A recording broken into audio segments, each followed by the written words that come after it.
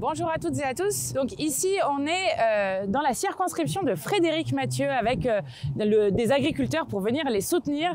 Et puis je suis aussi avec Mathilde Ligné. Alors Mathilde Ligné, vous savez, première ouvrière agricole jamais élue à l'Assemblée nationale. On est dans le département d'Ille-et-Vilaine, sur lequel Mathilde Ligné est élue. Et puis Mathilde Ligné, elle avait posé une question au gouvernement justement pour répondre à la colère légitime des agriculteurs. Vous ne voyez pas le problème? Les industriels se gavent, alors qu'en bout de la chaîne, les agriculteurs et les consommateurs se font asphyxier. Et tout ça avec la complicité du gouvernement. Et qu'avait répondu le ministre à ce moment-là? Je vous assure, allez sur le terrain, écoutez-les! Écoutez-les! C'est complètement absurde. Mathilde était, avant d'être députée, ouvrière agricole. Et puis, vous le voyez, on est sur le terrain, et notamment avec Frédéric. Donc, on est à Bru, sur le rond-point avec la Confédération paysanne. On a pu rencontrer pas mal de monde.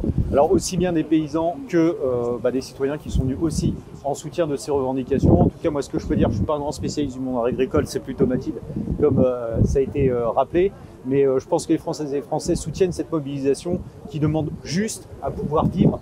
Les paysans demandent juste à pouvoir vivre de leur travail. Et je pense que tout le monde a compris qu'aujourd'hui, c'est le véritable enjeu. Juste pour vous faire un petit point de contexte. Aujourd'hui, donc ça fait déjà plusieurs jours là qu'on voit partout en France les agriculteurs qui sont sortis dans les rues, bloquer des ronds-points, etc.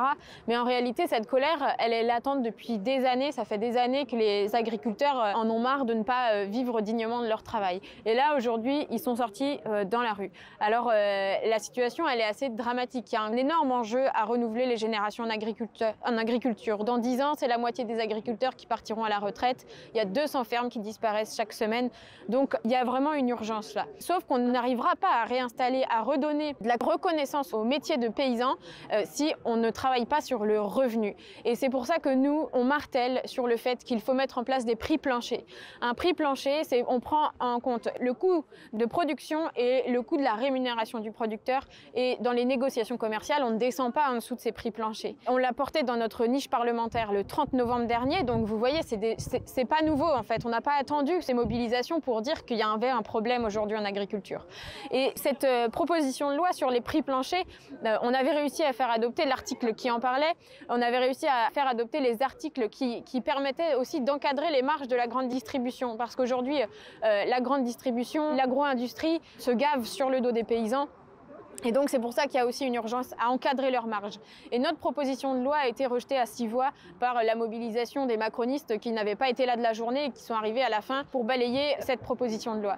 Donc nous, on martèle aujourd'hui, on dit toujours qu'il faut instaurer des prix planchers. C'est pour ça qu'on va redéposer notre proposition de loi sur les prix planchers. Et la deuxième chose qui inquiète l'agriculture aujourd'hui, qui inquiète les paysans et les paysannes, c'est les signatures des accords de libre-échange. Encore cette semaine, il y a eu un accord de libre-échange signé avec le Chili, avec le Kenya.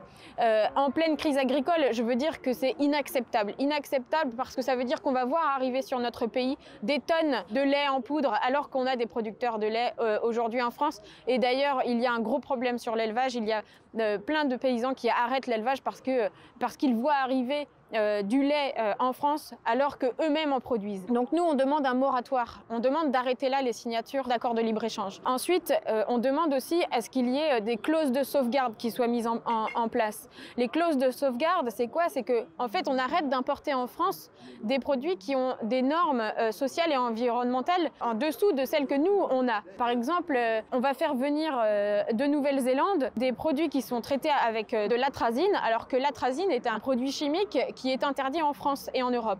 Donc il y a des incohérences totales comme ça. Et voilà, donc 3 choses. Il faut retenir prix plancher pour garantir un revenu pour les agriculteurs, moratoire sur les accords de libre-échange pour stopper cette concurrence déloyale qu'il y a aujourd'hui dans le monde agricole et une clause de sauvegarde pour arrêter d'importer en France des produits qui ont des normes environnementales et sociales moins disantes que celles que nous avons aujourd'hui dans notre pays. Alors aujourd'hui, normalement, Gabriel Attal est censé répondre à la colère des paysans et des paysannes. Ici, tout le monde nous dit que personne ne croit un seul instant que les mesures qui vont être annoncées vont régler la situation. Et surtout, ils disent s'il n'y a pas la question des prix planchers, de pouvoir vivre dignement de son travail, la fin du libre-échange, le fait de protéger les agriculteurs de ce pays, eh bien finalement, on va peut-être pallier à 2-3 choses immédiatement, mais on n'aura pas fait les mesures de fond nécessaires. Et donc, dans 6 mois, dans 1 an, dans 2 ans, eh bien, de nouveau, ça recommencera. Donc, rien n'est dit sur le fait que ça réponde à la colère des paysans et des paysannes. En tout cas, allez les rejoindre, allez les aider parce que c'est des revendications qu'on soutient et qu'il faut continuer de soutenir. Et puis vous aurez remarqué que le gouvernement a peur des agriculteurs et que donc ils ont dit... On ne répond pas à la souffrance en envoyant des CRS. Voilà. Alors nous, ça nous intéresse. On va garder ça quand, par exemple, on parlait de la question des retraites, de l'augmentation des salaires, où à chaque fois on nous envoie la police, parfois même on nous traîne au tribunal.